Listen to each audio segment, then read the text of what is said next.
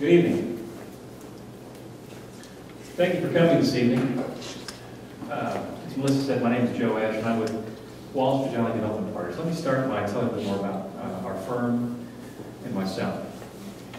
Wall Street Development Partners is a real estate development company that's headquartered in Sugar Land, Texas. If you don't know where Sugar Land is at, Houston, we like to say, is our largest suburb. We have 22 different properties presently that we own and are developing. They range from assisted living and memory care types of facilities to housing developments, to mixed-use developments, to public-private partnerships, office developments, a variety of things, office and retail. One of the areas that we focus on, primary focus of our firm, is public-private partnerships. The firm, one of the founders, David Wallace, is a three-term mayor of the city of Sugar Land. As Melissa mentioned, he was also on the city council for 1 year prior to that.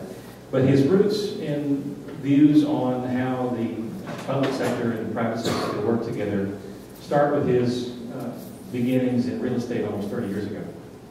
When he started in the 1980s, in 1982, I believe, actually, he learned,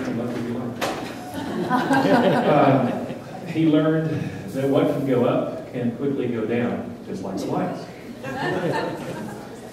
And so left him with looking at how to address real estate workouts and things like that. And he partnered with the Thatcher family in the United Kingdom. And working with Lady Thatcher's family, he saw what happened in the United Kingdom as there was a great deal of privatization and how that could positively affect an economy.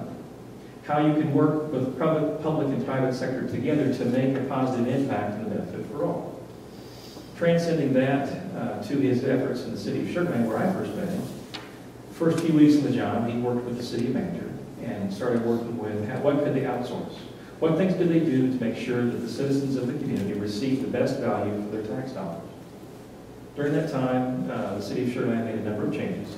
Sugar Land is now in the top 1% of outsourcing in the nation. Also, as a part of the efforts, we worked together on economic development. That's where I met him. I was the first economic development director. Started in 1999 and then moved on to a series of other activities within the city, including maintaining economic development, the Sugar Land Regional Airport, Parks and Recreation, and a variety of other efforts. We worked on projects like Sugar Land Town Square that we'll tell you more about. One of the city's first public-private partnerships was the Sugar Land First Colony Mall in Sugar Land. At that time, there wasn't a shopping location, and everybody had to leave the community to go elsewhere to shop at Galleria or elsewhere miles away. And there was a sign up on some land that was owned by the private sector that said mall coming soon. And those signs stayed there for some time until the post rotted off and the sign fell down and they replaced the sign. It would not happen. They could not get a private mall developer or any private investment to make the mall happen. There was a gap between the risk of making that project happen and what it cost to develop. So, the city of Sugar Land invested $15 million to attract the mall. The first year that mall was open, it returned to the city over $5.5 million of sales tax revenue to the city. A very positive public-private partnership.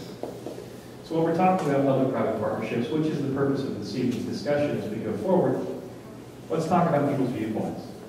When people think of public-private partnerships, there's oftentimes misconceptions. Some of them see them as this giant pinata. This is actually a real picture of the world's largest pinata. And what they think is the developer comes in and takes all the candy. The next thing they think is when that thing is broken, there's nothing left. Like right now. There we go. For the communities. I think that's what you call technical difficulty. So, people have different views of what public-private partnerships, and I'm not here to tell you that those things don't happen. I'm not going to tell you that there aren't communities that haven't been taken advantage of, or that haven't had a good deal or had a good developer. I'm telling you that that's not what makes a good public-private partnership. Public-private partnerships can look like this. This is a picture of Sugar Land Town Square. This is what I would tell you is a good public-private partnership. It's a success. Because a good public-private partnership is where both parties have something they wish to accomplish. The project will not happen without both parties participating. Each wants to accomplish something, but neither can do it on their own.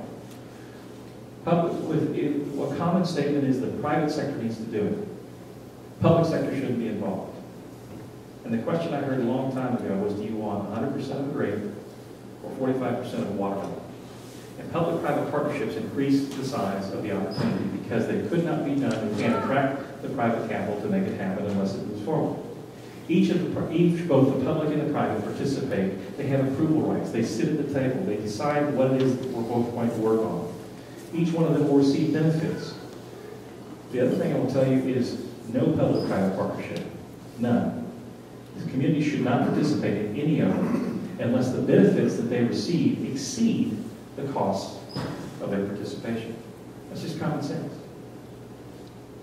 If you're paying more out than what you're getting back in, it may sound like the federal government, but it doesn't make sense to us and it shouldn't make sense to you. Each of them makes a commitment consistent with their needs, their objectives, their wants, their desires.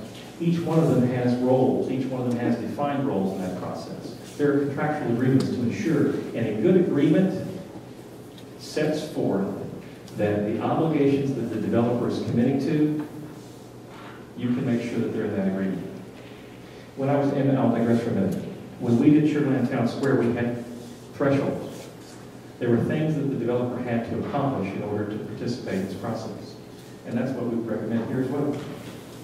Because ultimately there are direct and indirect benefits that are received unless the combination of those direct and indirect benefits exceed or at least equal the cost of participation, you shouldn't do it. Because ultimately a public-private partnership cannot make a bad project into a good project, but it can make a good project possible.